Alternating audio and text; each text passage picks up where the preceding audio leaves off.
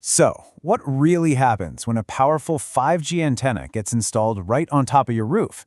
In this explainer, we're going to dive into a pretty fascinating and, frankly, kind of alarming case report that tracked the health of two people who lived through that exact scenario. We'll look at what happened before and after. The whole thing centers on a man and woman, 63 and 62 years old, who were perfectly healthy. Then one day, they suddenly found themselves living directly underneath a brand new, powerful antenna. And this raised a very simple but, pretty profound question.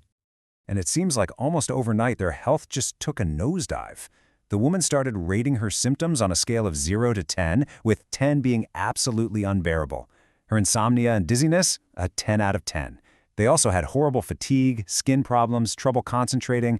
I mean, for two people who were totally healthy before, this was a complete and alarming mystery. What on earth was going on? So the first question you've got to ask is, what changed? What was different in their environment? Well, the report's authors honed in on one very big new development that happened to line up perfectly with when their symptoms started. So, this is where the couple lived, in this top-floor apartment. Now, for years, there'd been a 3G and 4G base station on the roof, and they never had any issues. But just before all these symptoms kicked in, that old station was swapped out for a new, powerful 5G antenna. And it was positioned just 5 meters, that's about 16 feet, right above their bedroom.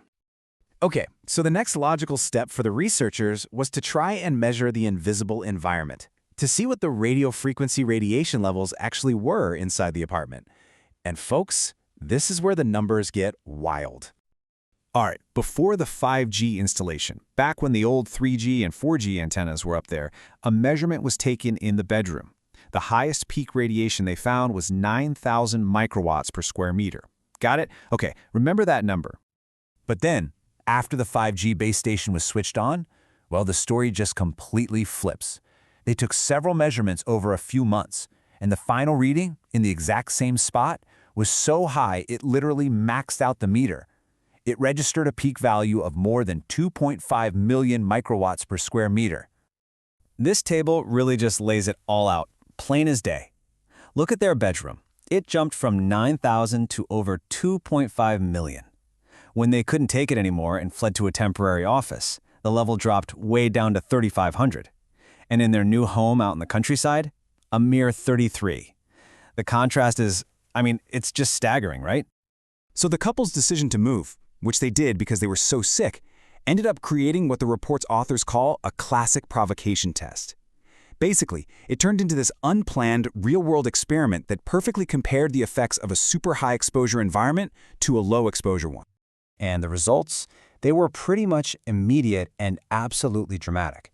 In the high-exposure apartment, the woman's insomnia was a 10 out of 10.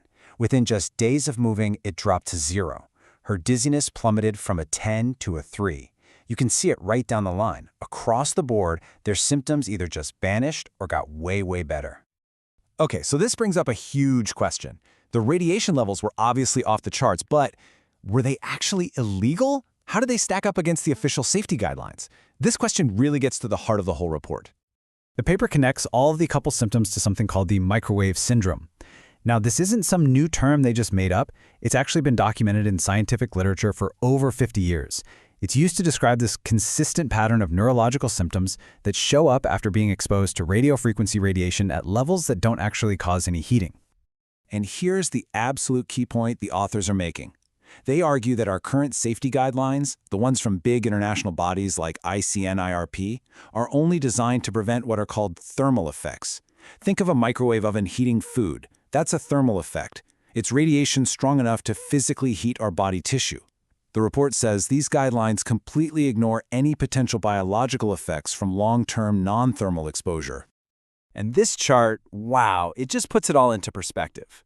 The official ICNIRP's safety guideline is 10 million. The apartment peaked at over 2.5 million. So while it was incredibly high, it was technically below the legal limit.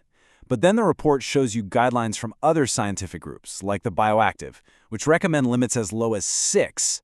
Not 6 million, not 6,000, just 6. The difference is just astronomical. So after laying out all of this evidence, the timeline of the symptoms, the crazy measurements, the comparison to the safety standards, what did the authors of this case report actually conclude? What's the bottom line? Well, they state that this is the first study of its kind on real-world 5G exposure. They conclude that the couple's experience is a textbook case of the microwave syndrome. They point out how quickly the symptoms went away once the exposure was removed, and based on all this, they argue that current safety guidelines are simply not protecting public health from these non-thermal effects. And finally, their big call to action, they say the microwave syndrome should be officially recognized as a medical diagnosis. And that's really where the report leaves us. It's a super detailed account of just two individuals, a single but really compelling data point in a much larger scientific debate. But the authors present it to raise a much bigger question for all of us.